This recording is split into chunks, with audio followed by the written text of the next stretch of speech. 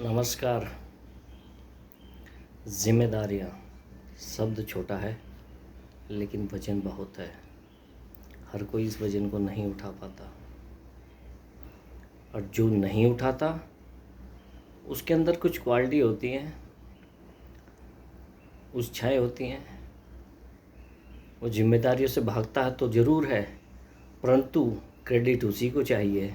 हर अच्छी चीज़ का क्रेडिट चाहिए, फ़ायदा उसका होना चाहिए और तारीफ़ भी उसी की होनी चाहिए। और मतलब पड़ने पर वो गधे को बाप और बाप को गधा भी बना लेता है। हमारे प्यारे प्रधानमंत्री जी, जिनका जिम्मेदारियों से कोई ख़ास वास्ता रहा नहीं, जिम्मेदारियां उन्हें पसंद थी ही नहीं बचपन से ही। लेकिन हाँ, वो झूठ बोलने और नौटंकी करने में एक्सपर्ट है, पहले से ही एक्सपर्ट है। आज भी आप देखते हैं, आते हैं कहते हैं मुझे गालियाँ दी जा रही हैं, मेरी माता जी को गालियाँ दी जा रही हैं। प्रधानमंत्री जी, जो पेड़ बोए पेड़ बबूल के वो आम कहाँ से पाए, इसका श्रेय तो आप ही को जाता है। ये शुरुआत आप ही ने की है गालियाँ देने की। भाषा का स्तर जो गिराया वो आप ही ने गिराया, तो इसके तो जन्मदाता आप हैं। तो होता क्या है, हाँ, कभी कभी होते हैं, सभी जगह मिल जाएंगे आपको, कि दूसरों के घर में आग लगाते हैं और फिर चाहते हैं कि हम सिर्फ हाथ सेकें। ऐसा नहीं होता। उसकी लपटें तुम्हारे घर को भी झुलसाएंगी, तुम्हें भी झुलसाएंगी, तुम्हारे घर को भी जलाएंगी। क्योंकि जो दूसरों के लिए करता है भुगतना उसे खुद को पड़ता है।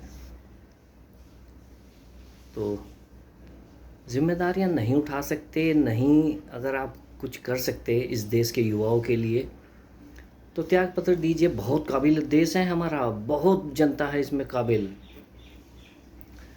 आप ये डरा कर धमका कर ये बंद कीजिए, क्योंकि डरने वाले डरे तो हम अंग्रेज़ों से भी नहीं हैं। ये देश अंग्रेज़ों से भी नहीं डरा, उनसे भी आज़ादी ली है। तो ये सब बंद कीजिएगा, आकर नौटंकी करना। जो बोया है काटोगे तो आप वो ही। तो ये सब आप ही का क्या दे रहा है। आज आपकी संसद जो है, कैबिनेट जो है, आपकी गालीबाजों से भरी पड़ी है। कभी आपने बोला उन्हें अपने भाषा सुधारने के लिए? दूसरे की बहन बेटी को बहन बेटी मानते हैं आपके नेता और आप लोग? नहीं ना।